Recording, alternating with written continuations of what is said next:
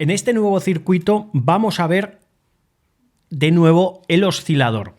Pero como novedad vamos a ver que este circuito tiene dos osciladores. Uno compuesto por el condensador de 0,1 microfaradios y la bobina de ese transformador que veis justo allí al lado, y otro que es un pequeño condensador cuyo valor no viene marcado, pero sí que es de 1 nanofaradio o 1000 picofaradios. Ahora veremos qué significa eso, que funciona junto con la bobina marcada como B. Entonces, ¿por qué tenemos aquí dos osciladores? En realidad lo que tenemos delante es un circuito de telegrafía inalámbrica, es decir, de telegrafía sin hilos. Si os acordáis, en las clases y en los apuntes de sonido para audiovisuales, necesitábamos para transmitir, por un lado, una onda portadora, que al fin y al cabo no deja de ser más que un oscilador, pero un oscilador a frecuencias normalmente mucho más altas que las frecuencias audibles y además en forma de radiofrecuencia, ¿vale?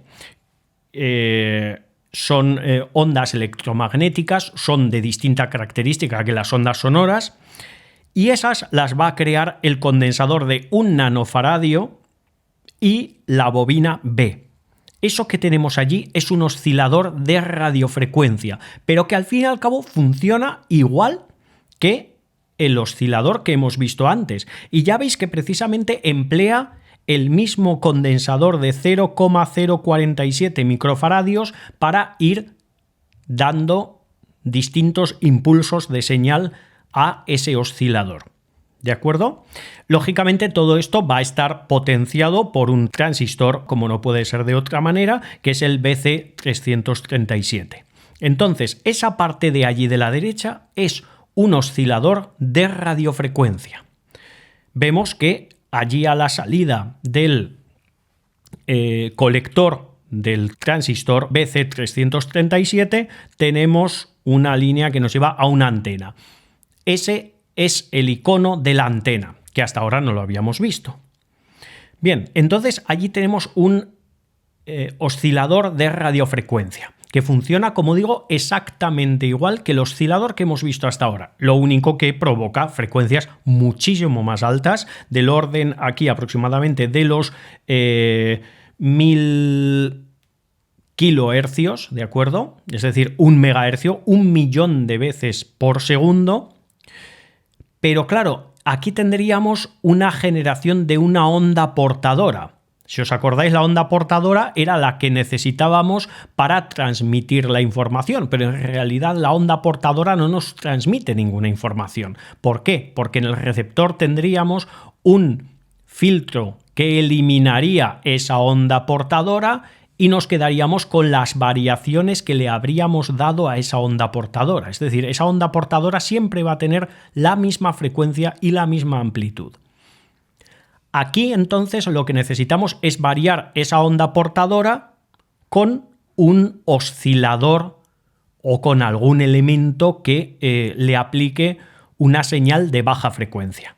Y en este caso, como es un circuito de telegrafía, lo tenemos a la izquierda.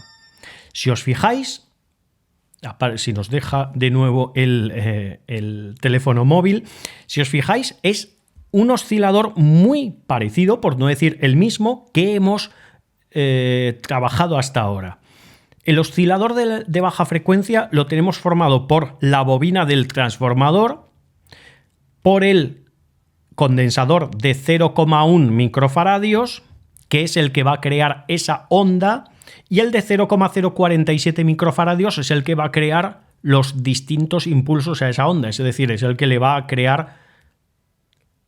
decir las numerosas veces que esa onda se tiene que repetir. Acordaos aquello del agua, de tirar una piedra, creamos una onda, pero en realidad si no seguimos tirando piedras, esa onda ya llegará a un sitio, se acabará y punto.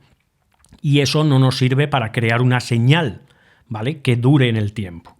Con lo cual aquí tenemos un oscilador exactamente igual que los que hemos visto ahora, pero ¿qué ocurre? Que la salida de ese oscilador no va a ir a un altavoz, sino que va a ir directamente a variar la amplitud de nuestro oscilador de radiofrecuencia, del oscilador que tenemos a la derecha del circuito. Con lo cual, ¿qué ocurre? Que vamos a tener una onda portadora que nos va a variar en amplitud. Digo en amplitud porque este es un circuito de radiofrecuencia en modulación de amplitud, AM. Nos va a variar en amplitud en función de la señal de baja frecuencia que nos crea el oscilador de baja frecuencia, el formado por el condensador de 0,1 microfaradios, el de 0,047 microfaradios y la bobina del transformador marcado como T. Todo ello, lógicamente, amplificado por el transistor BC239. Entonces, vamos a tener un circuito de telegrafía sin hilos. ¿Cómo vamos a transmitir las señales? Simplemente con el pulsador que veis allí, y ese pulsador va a poner en marcha el circuito o lo va a desconectar. Lo pone en marcha o lo desconecta. Así de fácil.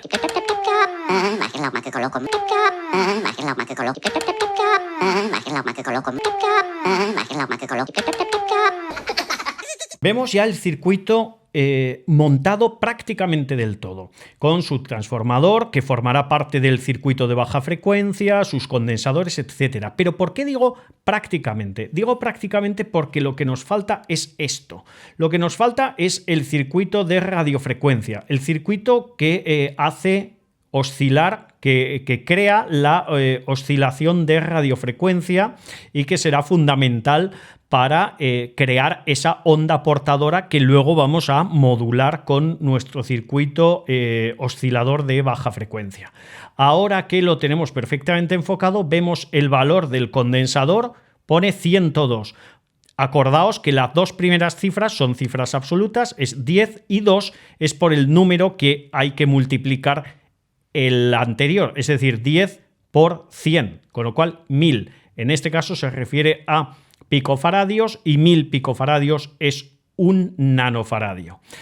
Vemos la bobina, cómo salen unos cables que se meten en el propio cuerpo de la bobina, ¿de acuerdo? Entonces van enrollados, es un cable de un determinado grosor, tiene unas determinadas espiras, lógicamente dependiendo de la frecuencia que queramos conseguir, y luego aquí tenemos la barrita de hierro cristalizado, que es la ferrita, y este hierro que lo sujeta es simplemente una pinza para no tener que sostenerla todo el rato una vez que hayamos encontrado la frecuencia deseada. Pero al fin y al cabo simplemente insertando más o menos este elemento metálico hará que la frecuencia de nuestra bobina, el valor de nuestra bobina varíe y lógicamente la frecuencia de nuestro circuito. Así que vamos a montar el circuito oscilador de radiofrecuencia, que es el que estamos viendo, y pasamos a ver cómo funciona en nuestro circuito. Ya hemos terminado de montar el conjunto de condensador y de bobina de la radiofrecuencia. La hemos conectado al circuito mediante unos cables y hemos puesto la barrita de la barra de ferrita para irla insertando dentro de la bobina. Conforme la metamos o sacamos este pequeño trozo de ferrita del interior de la bobina, la frecuencia va a variar. Pero lo que he hecho es ya simplemente sintonizarlo con un receptor de radio en modulación en frecuencia para no tener que estar buscando continuamente la frecuencia. Pero digamos esto, insisto, insertando más o menos la ferrita va a variar de frecuencia. Podríamos también cambiar el valor de ese condensador, pero en sí esto es un circuito muy sencillo y lo vamos a hacer simplemente con ese. Hemos traído aquí un receptor que ya es bastante conocido de todos nosotros, que es con el que vimos cómo era la modulación en frecuencia y la modulación en amplitud y en bandas laterales. Y entonces tenemos aquí el circuito conectado ya a esta bobina, conjunto de bobina y condensador que forman el oscilador. Después tenemos un cable amarillo que, si lo seguís, sigue el cable amarillo y llega a este a este soporte, que es un soporte metálico, lo he conectado allí y entonces es un soporte que nos va a hacer de antena. Al fin y al cabo es simplemente un objeto metálico. En ocasiones he cogido yo el cable para hacer yo mismo de antena. Ya sabéis que cualquier cosa receptora, que conduzca mínimamente la electricidad puede funcionar como antena. Entonces allí tenemos la antena colocada y que además hemos visto ya en el esquema. Con lo cual vamos a ver si funciona. Primero lo que vamos a hacer va a ser conectar el receptor. Escuchamos que lógicamente no hay ninguna emisora. Vamos a subir un poquito el volumen. Y tenemos el sonido característico de cuando no hay ninguna emisora conectada. Vamos a accionar el pulsador y vamos a ver qué es lo que ocurre.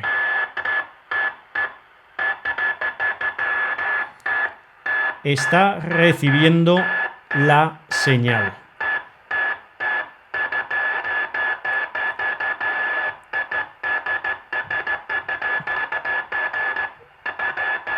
Es una señal muy, muy pobre, lógicamente, pero bueno, es un circuito de 2 transistores, 3 condensadores y 2 resistencias, y prácticamente nada más. Entonces es un circuito bastante inestable que en cuanto nos aproximamos un poco al circuito, nos alejamos, cambia algo de frecuencia e incluso cambia cuando dejamos que el circuito esté funcionando durante cierto tiempo. Los transistores se calientan, entonces funcionan de otra manera, varía su funcionamiento y hace que la frecuencia varíe, con lo cual es un circuito, como digo, bastante inestable. Lógicamente las emisoras de radio, los micrófonos inalámbricos que vosotros soléis usar, tienen unos estabilizadores de frecuencia muchísimo más precisos que este, pero al fin y al cabo lo que tenemos que aprender es que constan de un oscilador, de radiofrecuencia y de un circuito de baja frecuencia que le hace variar o bien en amplitud o bien en frecuencia. Normalmente los micrófonos inalámbricos ya sabéis que funcionan con variaciones en frecuencia. Sin embargo, este es de amplitud y además vemos que la deficiencia del sonido es bastante considerable. Pero bueno, vamos a probarlo otra vez. E incluso lo podemos dejar conectado.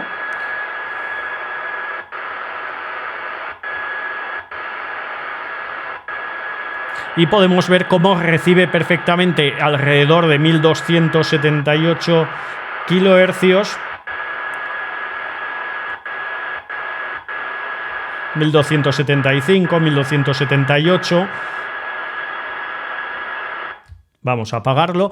Y realmente también vemos que tiene un ancho de banda excesivo, mucho más de lo que nosotros querríamos, con lo cual eso lo que implica es que este circuito tan sencillo cubre demasiado ancho de banda, con lo cual su potencia se pierde en demasiada parte de la banda de frecuencia y que además es inestable, pero al fin y al cabo nos sirve para aprender cómo funciona un emisor de radiofrecuencia. Simplemente un circuito oscilador, condensador y bobina y un circuito de baja frecuencia que le introduce las variaciones.